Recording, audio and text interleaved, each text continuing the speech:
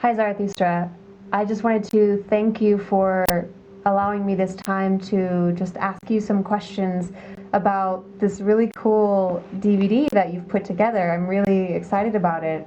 I actually just watched it and did it with a friend of mine the other day for the first time. It was really powerful, beautiful. But for people that are a little less familiar with some of these spiritual terminologies or techniques, I wondered if you could just explain, what is heart chakra? Well, there's 7 energy centers in the body, and one of them is the heart chakra, is one of the centers. And basically, there is a wide belief that if the energy center is off balance, then it will create some kind of issues. And this one, which is the heart chakra, which is related to self-love, love, wholeness, and emotions, if it is off balance, then we sort of live our life in an emotional disability. Absolutely.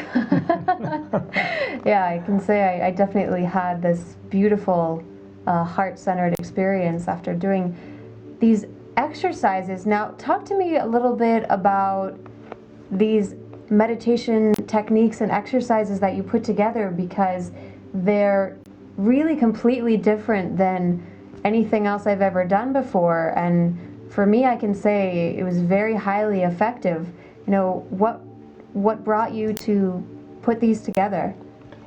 Well, after many years of sitting with different masters and teachers and traveling across the world, I started to realize that the just sitting meditations, that they're guided and there's not much movement in them, is really not as effective for the modern man's mind, since the modern man's mind is very complex. Yeah. And it's much easier, in order to reflect back and take the person into this place within their own selves, which is stillness, silence, and love. Sometimes you have to create dynamic meditations to create movements so the person can recognize the stillness within themselves. So that's one of the reasons that I created these meditations. And also, when I was practicing it myself throughout the years that I was a spiritual seeker, I realized that it's a very, very quick body movements. It's a very, very quick way of quieting the mind. And once your mind goes quiet, then you can easily sink into your heart. Yeah, I definitely can say I had that experience, because when I used to sit just in silent meditation, when I first started meditating, my mind would be racing. And so when I was doing some of these exercises like the dancing and the shaking, it seemed like it really just accelerated my ability to drop into that silent space. So it was really, really cool. I wanted to also just touch on something that you mentioned, which was really profound analogy, maybe, talking about moving from the head to the heart. Can you just elaborate on that a little bit more? Sure.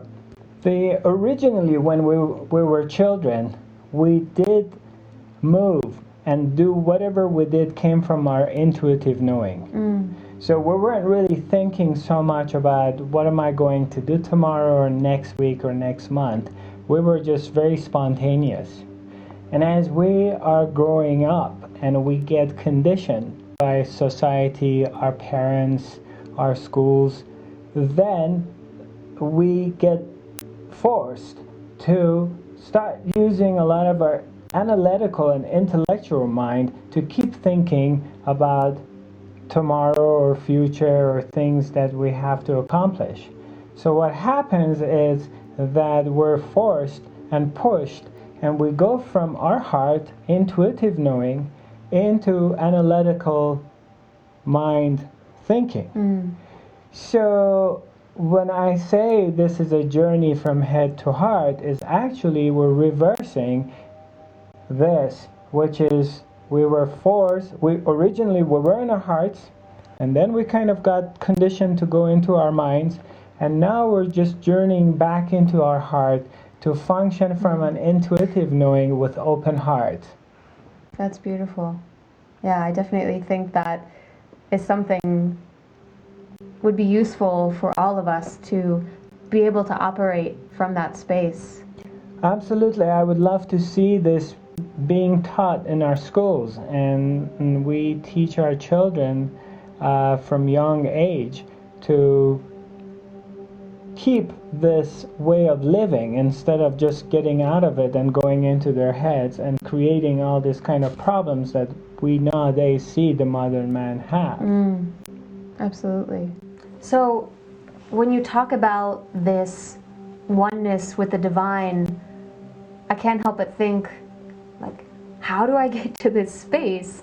Because I remember being in a relationship before and feeling this really high feeling of love, and of course it ends and I feel jealous and insecure and vulnerable, and I think, well, you know, it's so far off from this experience you're referring to as this divine love. So, you know, really what is that experience, and how do I find that? Well, number one thing is that what I realized, and all my beautiful teachers were pointing out to me throughout all these years, that I was never separated from it to begin with. There is no separation. It's always here. Now, early years of my spiritual seeking, if I did come across somebody and I felt like I fell in love with them and I had all these feelings of love, and naturally I was projecting on them that this person outside of myself, an object, has brought this love to me, which on later on years I realized that this love is not coming from somebody else from outside of me. It's always here. So a person from outside of myself, it's simply mirroring back to me what is going on within myself and what is present here. So that's one part of it. The other part is that the presence is always here. It's always available and accessible.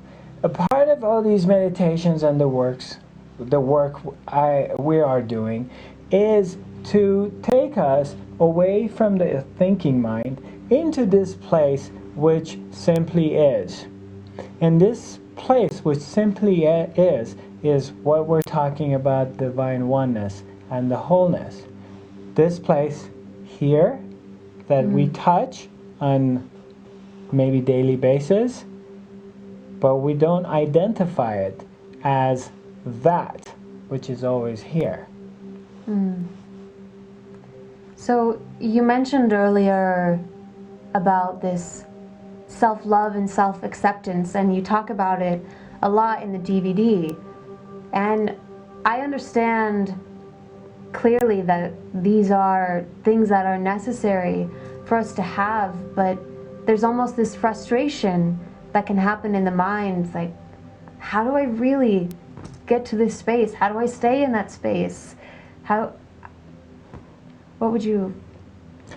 Well, number one is that what happened for me is through the grace of my teachers and Her Majesty Lord God came the realization that I am, you are, everybody, everything is an expression of the Absolute.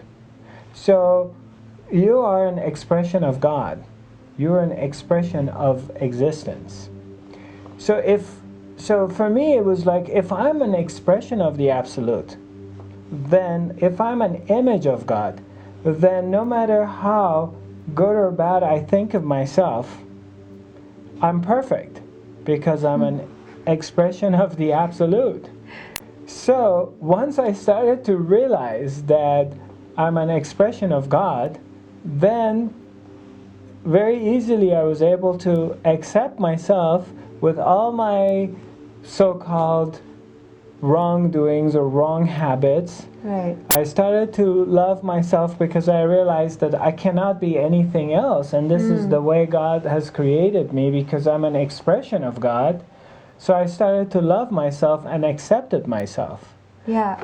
I really love how you had that in the exercises and meditations, those affirmations, because when you look at it, it seems really simple. Like, oh, I love myself, I accept myself. But the more I was doing them, it was like I was forced to go deeper. And, you know, that was really your intention, right? To really help bring that shift into the being of those affirmations. Yes. And if you have paid attention, these affirmations come either from a sitting meditation or dancing or a movement meditation. When the body has gone through some sort of movement, Right. and we've kind of shifted the awareness from thinking into just feeling and being, then the affirmations do come. The affirmations, they're vibrations that our soul resonate with it. As far as when I go and I keep repeating, I love myself, I love myself. It's just not the words that we're using, it's the vibration that of course in reality I love myself.